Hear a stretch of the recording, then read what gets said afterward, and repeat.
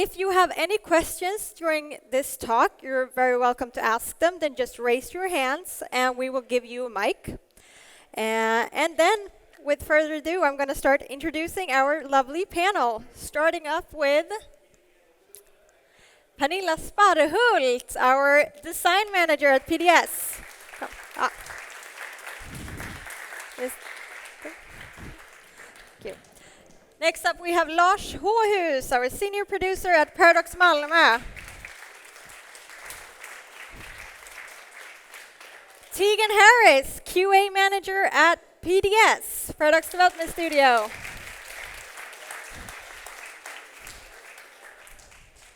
Ashkan Namusi, segment lead producer at Paradox Interactive. Sandra Neudinger, product segment owner at Paradox Interactive. Yep. And last but not least, we have Martin Kullberg, our talent acquisition partner. Thank you. Okay, and you have the mics. We're going to have to pass them around. Do I start? Of course you do. Oh, okay. Since you said so. Oh, thank you. So, talent acquisition partner, that's just a fancy word for recruiter. So I support our managers in finding and attracting the right people. So mainly these people. And also since this morning, I pat down our employees at venues such as this. So that is something I'm definitely going to put on my CV. You did a really good job. Thank you, thank you. Security guard. If everything else goes wrong, you could do that. Yeah, I look way too nice to be a security guard probably though. That's what Probably. I heard. Okay. Sandra, Sandra, what do you work with at Paradox? What do you do all day? I'm the product segment owner.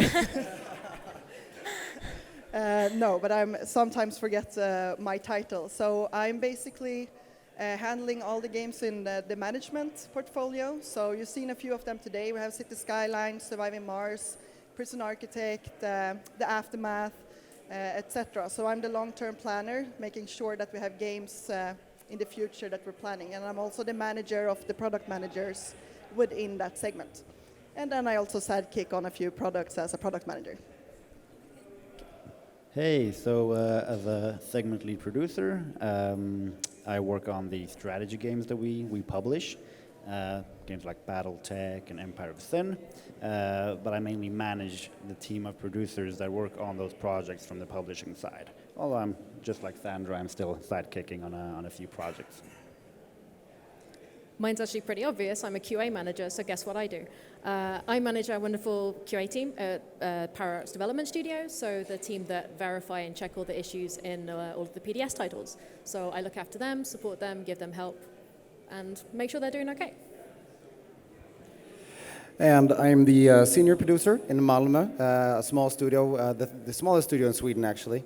And I'm also the studio manager for that studio. So basically making sure that our games are delivered on time and with the quality we intend to, but also managing the people in the studio. Yeah, and I'm the design manager, one of three at Paradox Development Studio. I also have another hat. I am part of the leadership team at PDS. And so, two hats, as always. Great, thank you. So starting off, I'm guessing a lot of you here are very interested in knowing, okay, so if I want to start off a career in the games industry, where do I start? Where do I begin? So I want you to tell us, so how did you end up in this industry? What led you to this industry and eventually at Paradox? Sandra, do you want to start? Should I start? You had quite a few roles as well at Paradox. Yeah, so I've been working at Paradox for 5 years-ish, or 7 or 8, I don't really know. So I won a competition, and that's how I got into the gaming industry. So that's a hot tip for all of you. No, but jokes aside, I competed to start my own company, basically. And if you would win the prize, you would get an internship, and in this case, it was with Fredrik Wester, currently our chairman of the board, but our previous CEO. So I started with him, just learning about the business and getting to do everything from merchandise to radio DLCs at Paradox. We also launched a few ebooks at the time, licensing deals with Razer, etc. And that's kind of how I started. So I was studying on the side and working at Paradox Extra. But then I kind of got more and more sucked into the business, and I really loved Paradox in this way. So this was all the kind of around products. So I wanted to get closer to the actual core, what we really did, which was, well, developing games. So that's when I started to get into product management. And I've been doing that for the last, 4 years, I think. So yeah, and from then I kind of alleviated to become a segment product owner. So it's basically product, but on a higher level. So yeah. And the roles that you had, because you also worked in sales for quite a while as well. Yeah. You So from the beginning, I was just a weirdo intern that no one understood what she was doing and poking everyone with business cases. But after a while, we defined that I was actually becoming a business developer.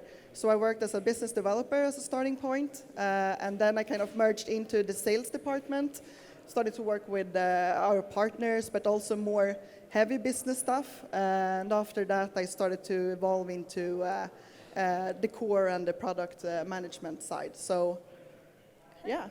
And would you say that all these roles that you had was a deliberate decision to move forward in new roles, or did you just have new opportunities arise and you jumped on them, or? Yeah, I guess from the beginning it more or less just happened because we talk a lot about the Paradox family, but I got a lot of friends, so I just, as I said, I just got sucked into the whole business. But then, when I wanted to get closer to the core products, I pitched myself in and said, this is why you guys want to have me working with products. And that's how I started working with product management. So I would say it was both, opportunities and at the same time things that I really wanted. And I just said that, hey, can you guys let me, instead of me going to another company, can I be allowed to just do something new here and develop and evolve? And you can, use me. Use me, that sounds really bad, but I think you understand what I mean. Yeah, and since then I've stayed, so, yeah. Ashkan, you also had worked in different games companies in different roles. Sure, I used to How work did you at, end up in the industry? well, the very start of it is I studied electrical engineering as my bachelor. And that's a terrible idea. You should never do that.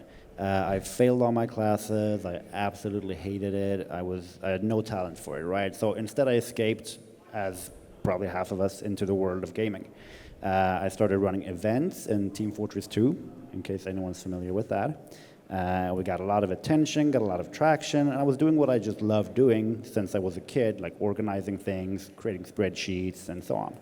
And because that got a lot of attention and was pretty high quality, and at the same time I had switched over to more of a project management master's, that combination allowed me to get a job at Massive Entertainment in southern Sweden. And so I joined them as a project coordinator working on a game called The Division. And then after a while there, I switched over to working in Paris for Ubisoft HQ, because Massive is part of Ubisoft. So I spent some time there, but then I wanted to come back to Sweden, because another terrible idea is to live in Paris. So I just applied here, and they were coincidentally looking for almost exactly the same thing I was doing at Ubisoft. So I got in, and I've been here for about 3 years now. Working on the publishing side, and basically in the same position until I became a manager, and now I'm transitioning into handing off projects and focusing on the management aspect of things. Okay, thank you. Tegan? I started in the QA team. I've been doing QA for about almost 9 years now. Just did the usual thing of like contract work, occasional contracts, and then moved between a few different companies. Moved out of games for a little while and went into animation software QA, which is tied into the degree I did at university. But I missed games a lot, and then when I had the opportunity to move somewhere else, I was like, oh, Paradox are hiring. I love CK2 and Stellaris. I wonder if they'll take me. And they did, and I've been here for 2 and a bit years now. I started in the general QA team, got more opportunities. They were letting me do more things and trusting me with more things in QA, which was pretty cool. And then eventually, they needed another manager to help out. We're a growing team. So I was like, all reckon I could do that. So that's how I ended up where I am today, and it's been really good so far. And how come you ended up in QA in the first place? I did kind of slightly fall into the where's a good place to start. But I also, I quite like details of things. I quite liking picking things apart. I'm really fussy over certain things in games. So QA was like a natural way to use that for useful things. And going like, I really don't like how this plays. If it was done this way, then maybe it'd be good. So it was a nice way to kind of go, that doesn't quite feel right. Why doesn't it feel right? And then diving deep into it, it was kind of, I can use this stuff I learned previously. So it was a nice, fun way to be a little bit nitpicky, but in a positive way. Okay. Lars. All right, so I'm an artist from the start, and I was drawing comics and painting Ninja Turtles, and got really into actually wanting to become a proper artist. So I went to Vienna to learn German and applied to art schools there. And just like Adolf Hitler, I was refused to get into the art schools there. But instead of conquering the world, I started considering my career choices, and they actually told me in these art schools that what I was doing looked more like something out of a video game than what they were trying to achieve with their fine arts. So I figured, hey, maybe video games is something I could be doing. And then after a while, I applied to a game development education in Sweden, and studied to become a game artist. Did that for 3 years. After that, I started my own company with a few friends, and and during that time, I kept doing 3D art and 2D art and animations. And during that time, I also realized that how much grit I would have to really become like the best game artist out there. And I also realized that hiring people that had that grit was easier than to actually pursue that myself. So then I kind of like segmented into more management and leadership. And since then, I work with that mostly, and I've really enjoyed it. I think it's really great to be able to work with people that are that have the same interests as you. And share the same passion and be able to work on awesome games together. So yeah, that's my background. I don't paint so much nowadays, having kids and everything, but it's still something that I return to now and then. So it's a core thing. Yep. Okay, thank you. Pernilla? And the question was, how did I start at Paradox? Yeah, Get how into did you games? end up in the industry? In the industry, all right. So I guess it started when me and my sister played games when we were little. She paved the way. She started playing games, then she started playing tabletop games, and I just followed her steps. And then I applied for an art school and realized that's not what I want to do. And then the games, the education opportunities in Sweden sort of grew, and there became more common to have game educations in Sweden. So I applied to one of those. And it fit great. I studied game design and graphics for 4 years at Uppsala University, and I realized that even though I'm not usually very loud, I'm good at taking up a lot of space and pointing with my whole hand. And the education that I went to was very project oriented. So we always had some projects, like 2 or 3 projects a year. And I always ended up in like the project lead position, so I didn't get to do all that much game design as I wanted. I also took a course in QA actually, so I found Paradox, the Paradox games. We played a lot of EU4 and EU3 first, and then EU4 at uni. An old producer who's not with us anymore, Linda Kibi, she came to my university and talked, and I was like, you're cool. And she was like, but you're also cool. You should apply and work for us. So I did. I started out in QA, worked as QA for a year and a half. And then, just like Tegan mentioned, there's always lots of opportunities. We've been growing so much for the last couple of years. And when you grow as a company like that, there are always new opportunities that present themselves. And I'm a fixer. So I fix things by pointing with my whole hand. And so I kept doing that and doing it in new areas. And I just, as I mentioned earlier, I usually have more than one hat. And I've had that since I started at Paradox. I was QA for a while, and I was DLC manager for a while, outsourcing producer, associate producer, art coordinator. I don't even, yeah. Lots of different things. And then I ended up as design manager a year and a half back, and that's been amazing. Yeah, yes. Great.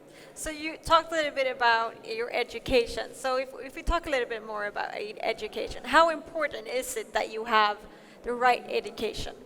Or is there any right education for yours, for example? Maybe Martin, maybe you want to talk a little bit about that. How much do we look at education as well? Yeah, all right. So now I would say that we do not look at it that much. I would prioritize other things like experience, or it's going to depend so much on what you want to get into, right? So we have heard a bunch of different stories. I made sure that education, well, in Lars, in your case, you actually failed yours, but it worked out okay, right? So it's going to be different. But looking at content design, for instance, what we actually end up hiring there a lot of times are modders. But and then in my case, I study what I do, so maybe for me it was a little bit important. And I guess what I wanted to say here is there's no blueprint, we're going to look at each case individually. But in general, I'd say it's definitely less prioritized than other things. And also, I'm going to involve a small story about Google here, because they do cool things, obviously not as cool as we do, but they're a huge company. And when they started out, the main thing that they looked for when hiring was students, graduates from top schools. They did that for a long while, but then obviously when the company was big, they had a lot of data, and then decided to look at that. Okay, so what do you perform better by having gone to those schools? And turns out no correlation at all. No correlation at all. Then they changed to looking at top students. Okay, so we're going to focus on top students from everywhere. It doesn't matter where you've gone. Now, quite recently, they realized top student, barely any correlation at all. Who figured? So I mean that should guide what we do as well. Okay, so is education then a waste of time? No, it's not a waste of time. I mean it's a common way to maybe then get an internship. Shit. Am I sitting here discouraging people to study? Man. No. But I mean, you can learn stuff about how to learn stuff, I suppose. It could be a way into an internship or doing a thesis, maybe with companies such as us or somewhere else. So it can be a gateway, but it's not a necessity. Okay. Do you guys agree, or do you? I'd like to add that for me and what I see when people are doing different types of education, it's a really great way to be able to explore what it is you want to do. Because I always hear like people come up to me be like, oh, what does it take to work at Paradox? Well, what do you want to do at Paradox? Having an education allows you to explore whatever option it is, coding, art, producer, whatever it might be, and do so freely within the reins of that area. So I think that's really awesome. That's a really great thing for education. But I've never really, just as you're saying, Martin, I've never seen education as a must when we're hiring. It's a plus, but just because somebody has a degree doesn't mean that they're awesome at what they do. Usually when people are making games, making mods, and contributing to the community, basically, that's where the passion lies, and that's where you see if people actually committed or not. And I think actually actions speak louder than diplomas in this case. Yeah, and I just wanted to add, I started at Paradox when I was studying, so I was actually studying economy. So I have a Bachelor of Science in Business and Economy, or whatever you say in English. It's a long name that doesn't roll off your tongue, but no one even looked at it. So I was like, can someone just see that I've done 3 years of really hard work? But that didn't really matter. It felt like it mattered a lot more what kind of previous experiences I had overall and what my personality was, rather than what I actually knew. I mean, of course, it depends on the role you have. We certainly want some sort of experience within, more into areas. But yeah, I would say it doesn't really matter, if I'm allowed to say that. Yeah. I've got a similar thing as well, actually. I have a Masters of Engineering in Games Design. It hasn't really helped me get a job in QA at all. It's been useful because the skills I learned and I've been able to use since then. But in terms of actually being something that people have looked at to kind of give me a job, who are just like, oh, that's cool. Anyway, what have you actually been doing? Not everyone is built for education. Not everyone wants to continue education, and that's perfectly fine. And there's loads of things you can do without having to pursue education even further. And it's like Pernilla started in QA and then moved into other things. It's always an option you can do. There's lots of different ways you can go. And sometimes you don't know exactly what you want to do. So getting some experience at any level, and then you find out, okay, I really, really like this, I can go from there. That's sometimes more valuable than actually pursuing one path of education. It's different things for different people. To add a more perhaps favorable viewpoint on education, I think that if you look at it from, when it comes to entry-level jobs, if you look at it from the point of view of the person recruiting, then you have to keep in mind that often we have hundreds of applicants. You know, right now I'm applying recruiting for an associate producer position. So that's pretty junior, right? And so what's going to differentiate you from the crowd, right? And I agree with the others that say that, you know, do things, you know, go show them that you can run a project, that you've developed your game, that you're a modder or whatever. But at the end of the day, education is also a differentiator. And what a value do I see in an education? Well, a lot of it isn't, you know, about subject matter knowledge, like crammed in knowledge. It's also to do with dedication. You know, showing that you're the kind of person who can go through this program from year 1 to 3. It's also about, you know, there's a cultural thing where, like in Sweden, we you know, from kids, from kindergarten, they teach us how to collaborate, how to work in groups, how to be good with other people, etc. And that is also something that we find very valuable, is that we tend to get better results just based on our own experiences, it might not be data, that they're easier to collaborate with, that they can compromise, that they know how to work with people that they don't always feel are you know, smart, or you know, they don't respect them or whatever, right? That happens everywhere. So that to me is also a good value in having an education. And you know what? It's not the most important thing, but it is a differentiator when you're looking for an entry-level job with 100 applicants. Okay, thank you. So say that you have an education or you don't, but what are good and common ways to start off in the industry? We mentioned QA. Tegan, do you want to say anything? Yeah, there's lots of, even within Paradox, within our own QA team, we've had people start off in QA, do really well in QA, and then find their little niche and what they really want to do. And we've been able to give them opportunities to do it. So QA is a good way. If you want to do QA forever, great. If you find something else, you're like, actually, I kind of like this more. Yeah, you tend to learn a lot of multidisciplinary is a great word. It's like you learn a little bit about design because you interact with designers. You learn a little bit about how the code structure of a game works because you interact with programmers. So you learn like a little bit of everything, which is why I think that is why it tends to be a good ground for people to start off on, because they get exposed to a little bit of everything, and then they can go, no, this is what I want to do, and then they can go from there. I think another good example is working with community. So we had, we have a lot of people in City Skylines. We have a pretty vibrant modding community, and we've been working with several there with content creator packs, which is in a really high quality. And we've seen that some of them that's been like ambassadors for us, or been handling the modding betas. They're actually one of them is part of our company now, is in handling the community side. So I would say the community part and the modding part is a really good way as well, if you don't know where to begin. Yeah, I just wanted to add to what Tegan said there. Usually, something that I often said is that it would be so great if everyone who is working at a games company at some point had been QA, because you get such an insight into how games are actually made. At the same time, you don't want that discipline to be viewed exclusively as a stepping stone, because it's important to have good, well-rounded, and interested and engaged QA people as well. So that's tricky. Other than that, I would say make games. That's a great way to get into the industry. Make your own games.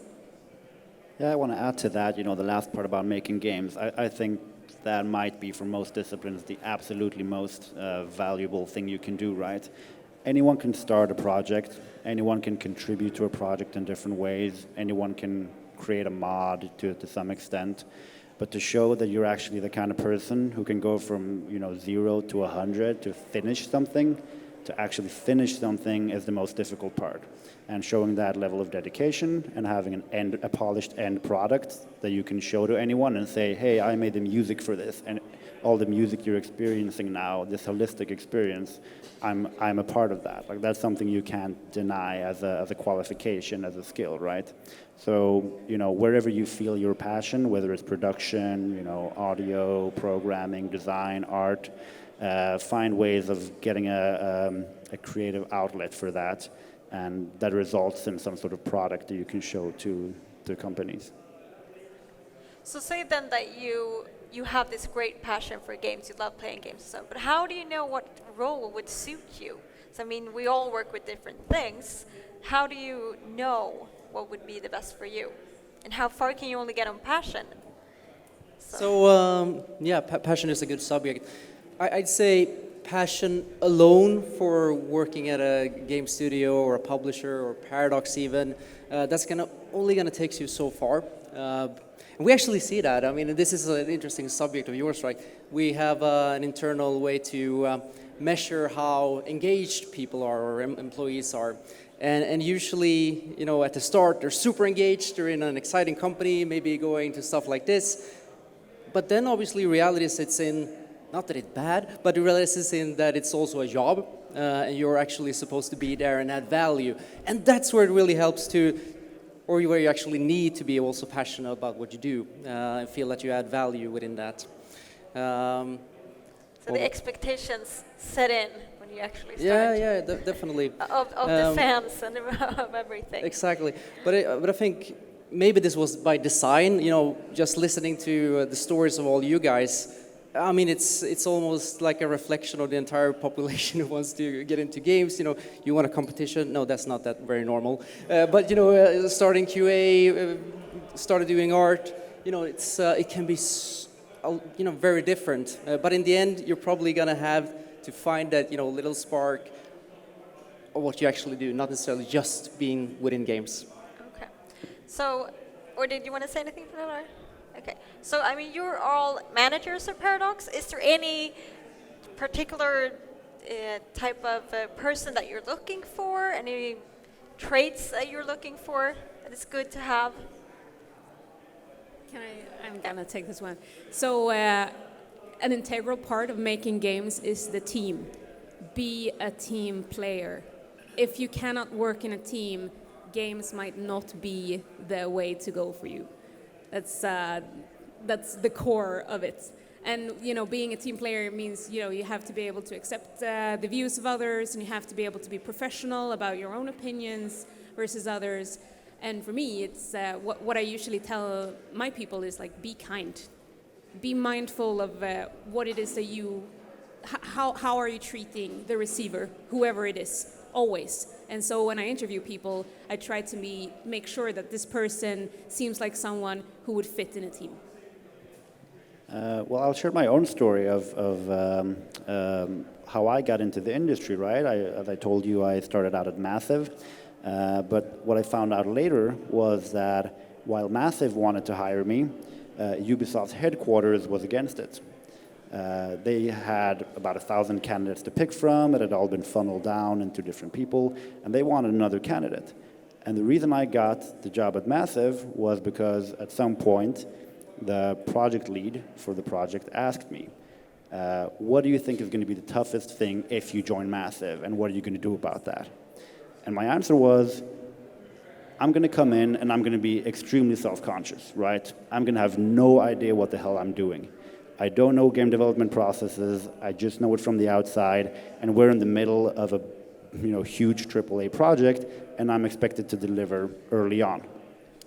And what I'm going to do about it is I'm just going to ask a lot of questions, and I'm going to accept that that's the fact.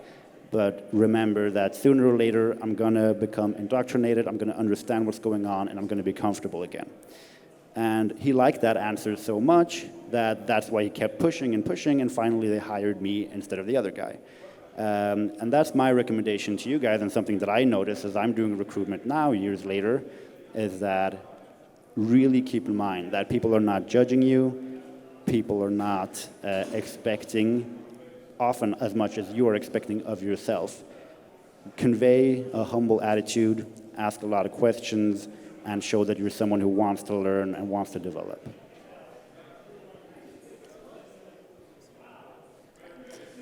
Lars, do you want to say anything? No, Tegan? I can just add to what Pernilla was saying. I think being a nice person is a first good start, and where teamwork is so essential to achieving that. I mean, it's when we're doing something that takes so long and includes so many people, and everybody needs to come out on the other end being healthy and happy about those results. Being able to collaborate and have empathy towards your colleagues is super crucial. So a big part of our recruiting is, of course, the cultural fit, and being a nice person is a big part of that. It breaks down, of course, to more different variables than that, but I think that wanting to work with people is a good first step. Yeah, I can just tap into, obviously we're coming back to be a nice person, but we value culture a lot. As I mentioned in the beginning, it was important, that I had a right kind of personality, and that's something that we, at least in Paradox, we value that a lot, that it's the right fit, and then, we can educate and make sure that people learn the stuff that is important. But what you were mentioning, I mean, with what we're looking for, as an example, I mean, I'm a super generalist. I'm a product manager. So, I mean, I've been playing games for my whole life, so I love games. Obviously, otherwise I wouldn't have been staying at Paradox, probably I would have started my own. But at the same time, I could be a product manager at a lot of other companies. It could be physical, I don't know. I mean, it's applicable to a lot of things. So you need to start with like being a generalist or more a specialist as a starting point, I would say. And Martin, from a recruiter's point of view at Paradox, is there any particular personal traits that you are looking for Yeah, Paradox? sure.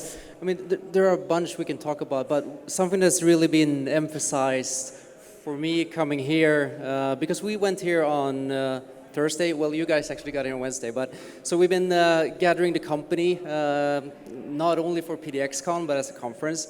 And people have shared their stories. There's been a lot of emphasis on mistakes, which for me is super healthy.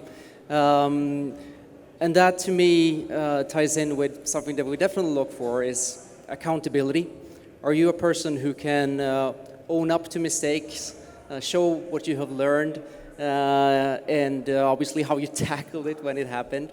Because that relates to growth mindsets. And, Sandra, you probably would have been in a very different position if you haven't, tried all these new things out and, actually engaged and wanting to find those opportunities. So if I were to pick one thing, it's probably that. Okay. And I also know that you and I, we talked a lot about this. Paradox is such a growing company. Things happen so fast and changes so fast.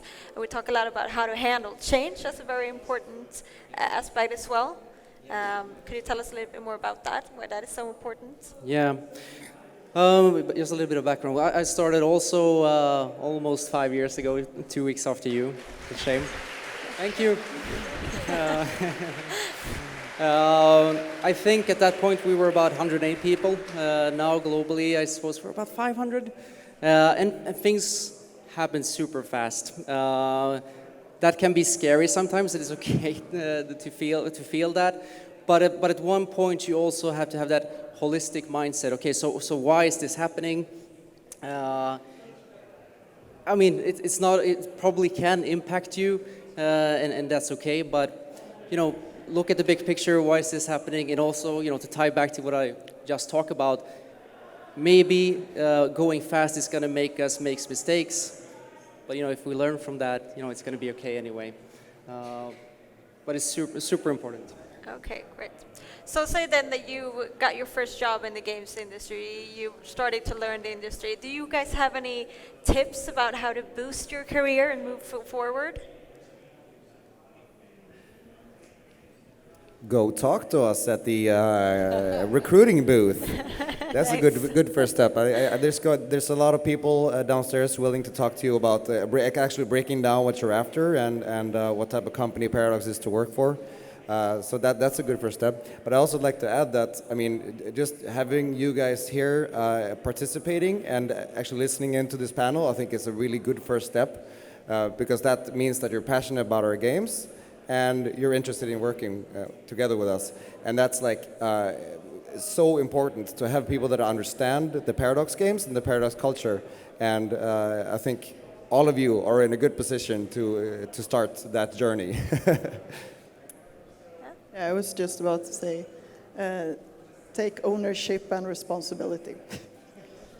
We do a lot of mistakes when we do games. You don't really know. It's always a bumpy ride. So we are gonna fuck up. We are gonna do mistakes. But just take ownership and responsibility of that. And I would say that's a really important skill. The one thing as well is this is a creative industry. When you think of creative, you think, oh, it's easy to think of just the people who are making the games. But everyone on the stage is a creator in some way. You're still a creator if what you're creating is a spreadsheet or a business plan or a profit and loss sheet. You're still creating something. So a way to keep doing things is just keep creating. Things are going to fail. Things are going to go wrong. You're going to make mistakes, as other people have said. But just keep creating it. Keep showing your enthusiasm, because if you really want to keep doing this, the best way to do it is to keep doing it, like any creative industry, whether that's business-minded, whether that's actually making stuff, but just keep doing it.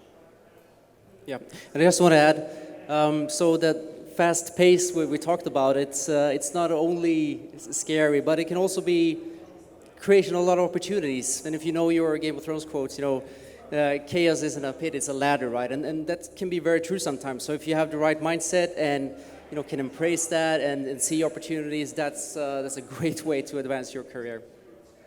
Great. So, do you have any important do's and don'ts of the industry that people should know about? Are there any do's and don'ts in the industry? Don't be an asshole. Okay, important. No, but the gaming community, I mean, it's growing like hell. Okay. I think you guys, know that. It's growing every year. But it's still quite small, so people know each other, and people talk, and we share, knowledges, and we jump from companies to another.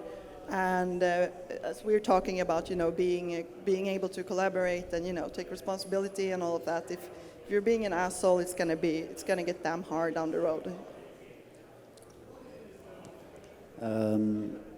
I guess my advice is different, whether you're trying to break into the industry or if you've been here for a while. For anyone who's trying to break into it, find a new job, etc., I would say focus on what makes you different, right? Again, there are millions of people, tens of millions, if not hundreds of millions of people who would like to work in the games industry. It's an attractive thought to them. God knows I have 1 million people on LinkedIn adding me every day and asking for advice and wanting to get a foot in, wanting a connection, and so on. But those are the lowest common denominators. That's the lowest effort you can do to try to differentiate yourself, right?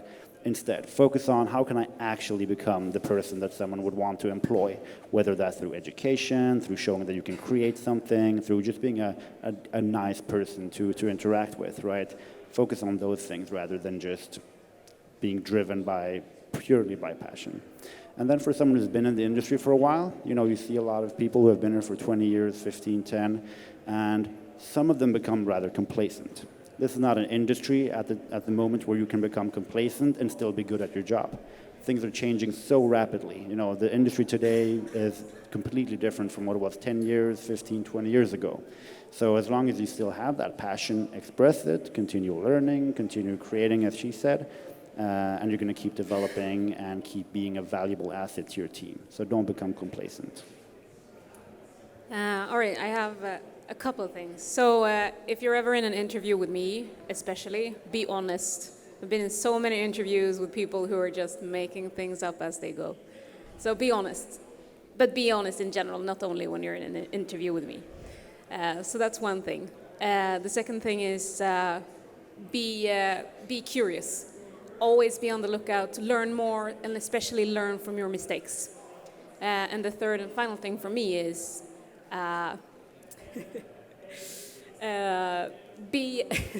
solve more problems than you create.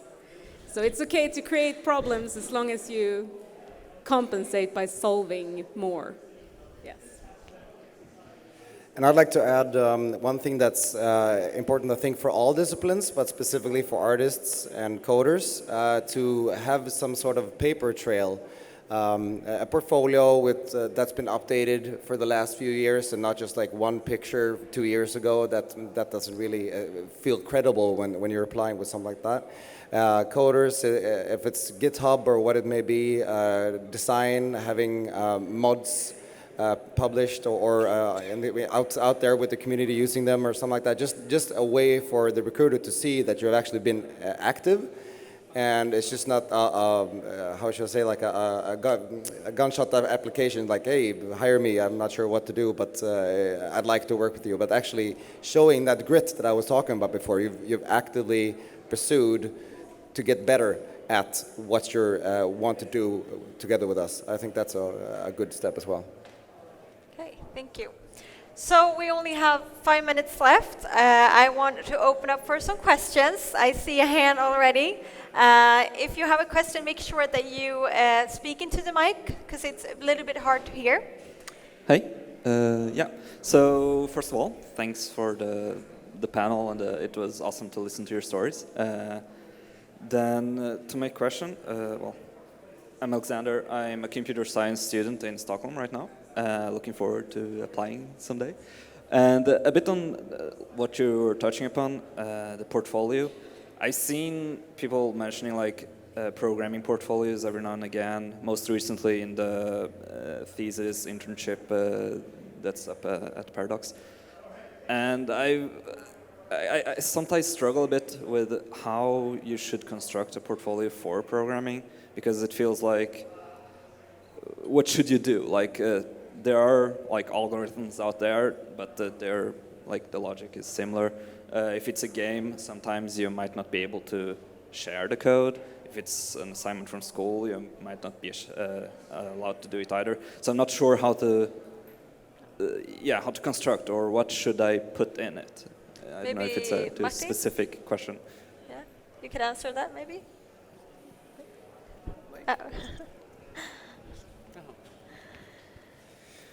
That's a really good question. So if I got it right, then you can just nod as a response, and also to make sure that everyone else heard. So you're trying to figure out what, in terms of what you can show in your portfolio, but you're a computer science student, right? What to actually put in there? Should I put games, or... I mean, as a starting point, anything is better than nothing, right?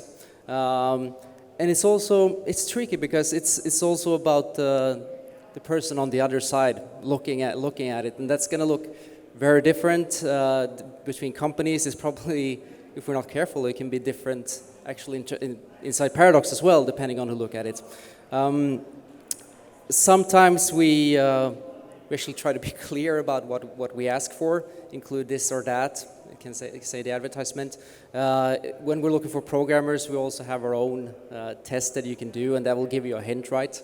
And this ties back to the beginning of the discussion, passion, try to figure out what you're actually best at, because what you can do best is probably going to showcase your skills the best. And if you're just starting out your career, we're not going to have any expectations in terms of, something specific from you.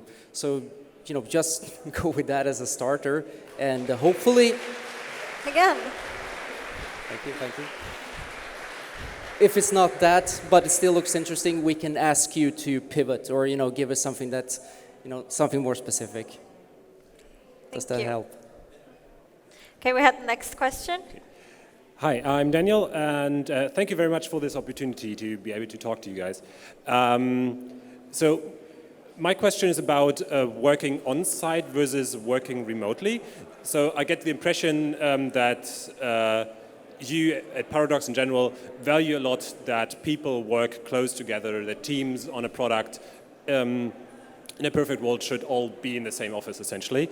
So now I'm in a situation where I won't be able to just decide to move to Sweden or whatever, where you have a studio. But nevertheless, I would love to join Paradox, join your journey, do something with you, for you. So the question is, can I also do this remotely, maybe?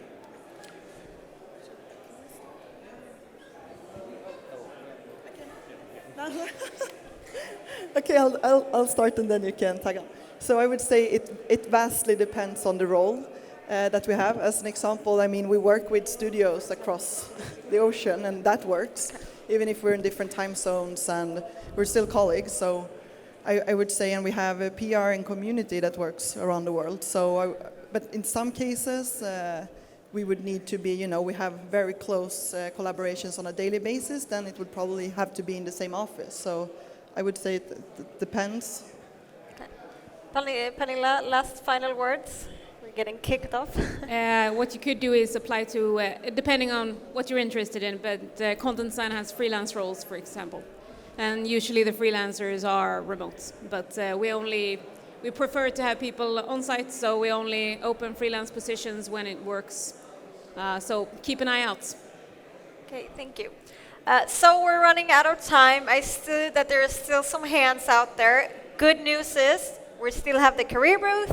Me and Martin is going to be there, and we have our other recruiters down there. So save your questions. Come talk to us down there. Thank you so much to the panel for doing this. Thank you so much. Big round of applause.